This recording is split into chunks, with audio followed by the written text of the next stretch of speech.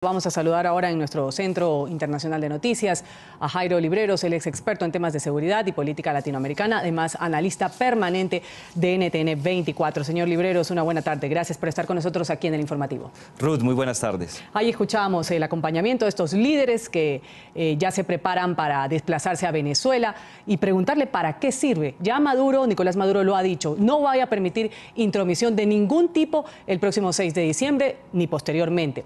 La presidenta del CNE, Tibisay Lucena, de tendencia chavista, sería quien recibe los informes de quienes van a hacer este tipo de acompañamiento. Entonces, ¿en qué quedamos?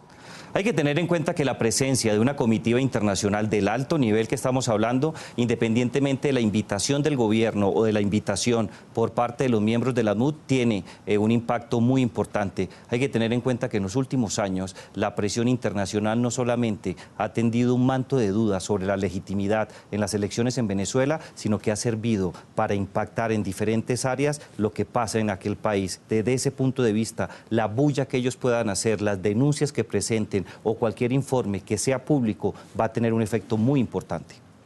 Pero pueden cambiar, digamos, todos esos señalamientos que se está haciendo sobre que se teme que el chavismo, que el CNE, que Maduro se roben estas elecciones, teniendo en cuenta que las encuestas sí señalan que la oposición ganaría. Y se lo pregunto porque ya hay diversas informaciones y hay diversas voces que están señalando a que una parte del ejército, no el mismo día, el domingo, pero sí posteriormente y poco a poco podrían volverse contra Maduro si realmente ven que las elecciones se han robado.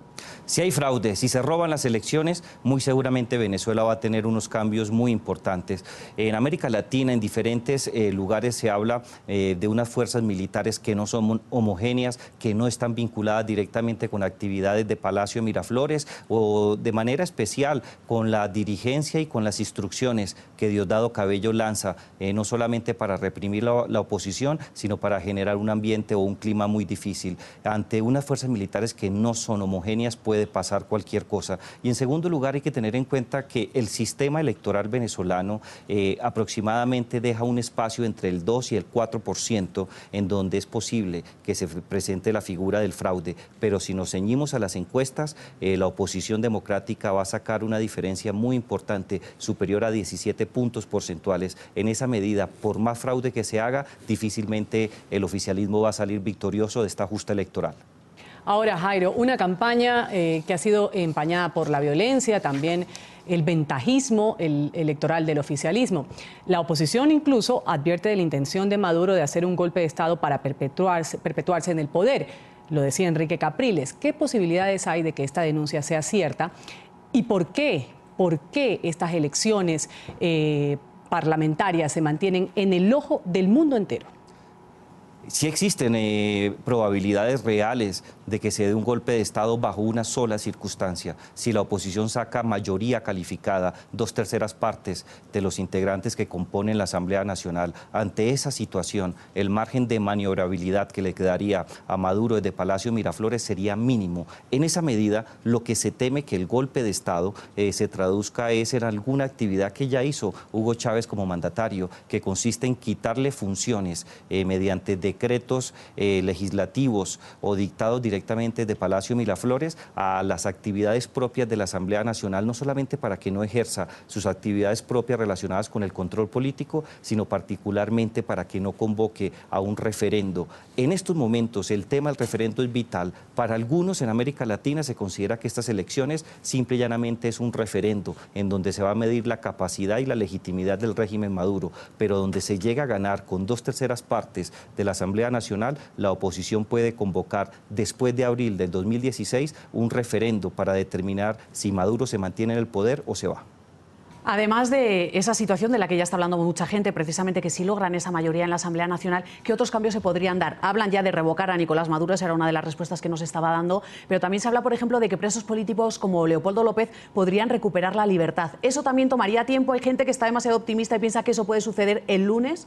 Eva, eso no va a ocurrir ni el lunes ni a corto plazo. Hay que tener en cuenta que aún en un régimen dictatorial como el de Maduro es difícil hacer ese tipo de equilibrios entre la rama legislativa, el ejecutivo y la judicial. Sin duda, en los próximos 2 años, no solamente la Asamblea Nacional va a tener la oportunidad de postular y darle el visto bueno a los miembros del Tribunal Supremo, pero eso toma tiempo. No se puede de un día para otro tumbar decisiones judiciales por amañadas o ilícitas que éstas sean, sin darle la oportunidad a un tránsito eminentemente procesal. Desde ese punto de vista, pensar que Leopoldo López, aún frente a un triunfo contundente en las elecciones del domingo, va a salir, creo que es pensar más con el deseo que con la realidad.